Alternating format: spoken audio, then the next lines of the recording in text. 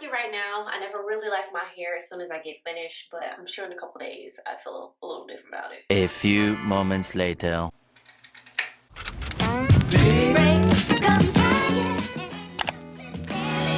Hey y'all, this is gonna take all day, so let's go ahead and get started. First things first is going ahead and parting out my natural hair.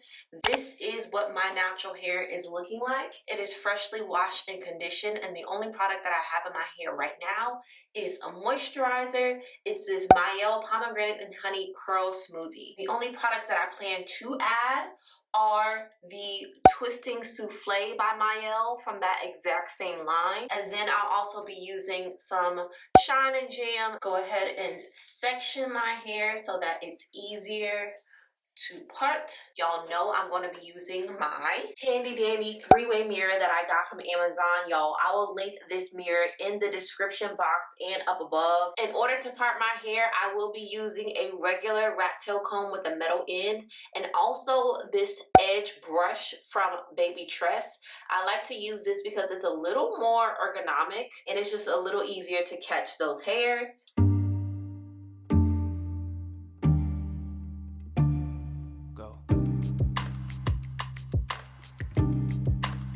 This one's for you.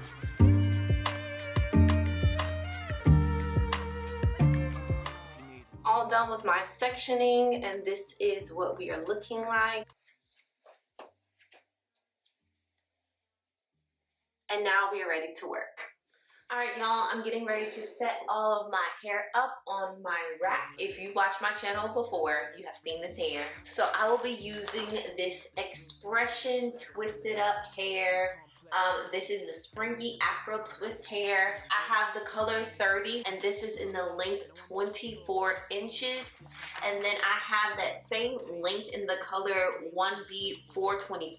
I will leave this exact hair linked in my description box. So let me go ahead and put my hair on my rack, and then we can get started.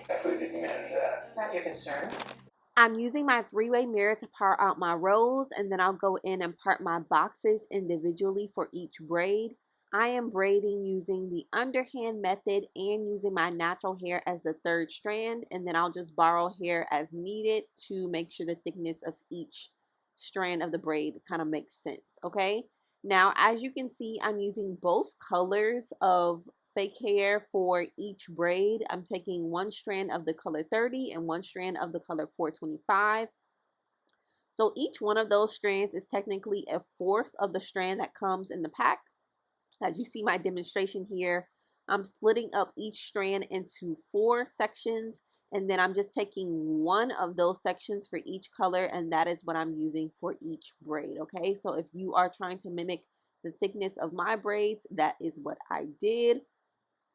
I went ahead and braided all the way down, or as far as I possibly could for each one of these braids. And I ended up just leaving the bottoms loose, which is one of the things that I regret about doing this style, okay? So I'm going ahead and taking out another section, putting Shine and Jam on my roots, and then I'm going to braid per usual, okay? I'm doing this to the back of my head, so the entire back half of my hair is going to be regular box braid. So as you can imagine, this took a very long time and was very repetitive. You can go ahead and watch me do it a couple more times. It took a very long time. As you'll see, the lighting changes because it was like 1 o'clock in the morning when I finally finished the back section of my head, maybe even later than that. But yeah, I'm just going ahead and parting out each row using my mirror, parting out each box, just kind of feeling it out. And then I am completing each box braid, okay?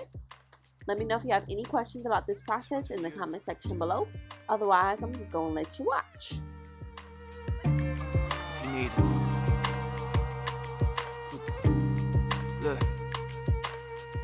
Late night, raindrops on my window. Look, I watch them as they meet up in the middle.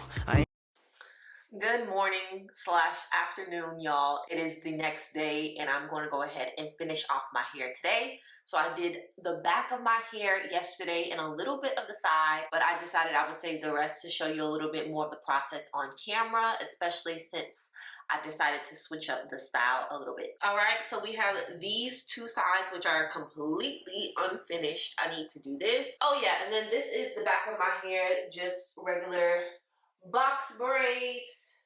So the front of my hair is going to be a mixture of cornrows and then regular box braids.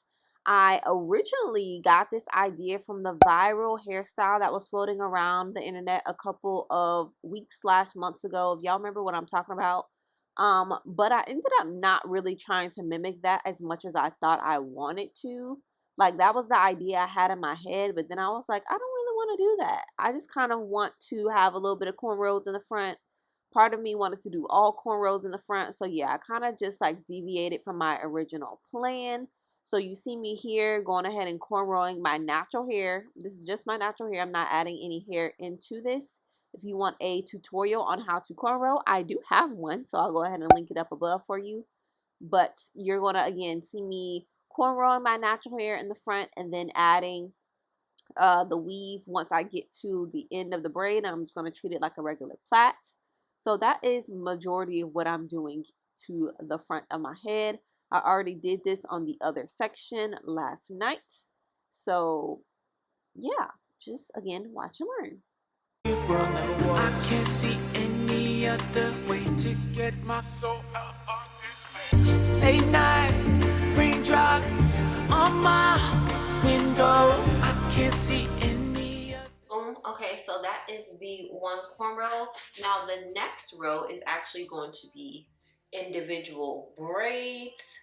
Can't see any other way to get my soul out of this maze.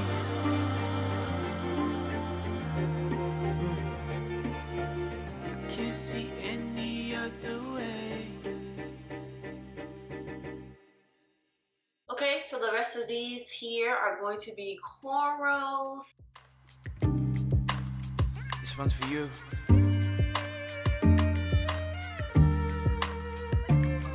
you need it.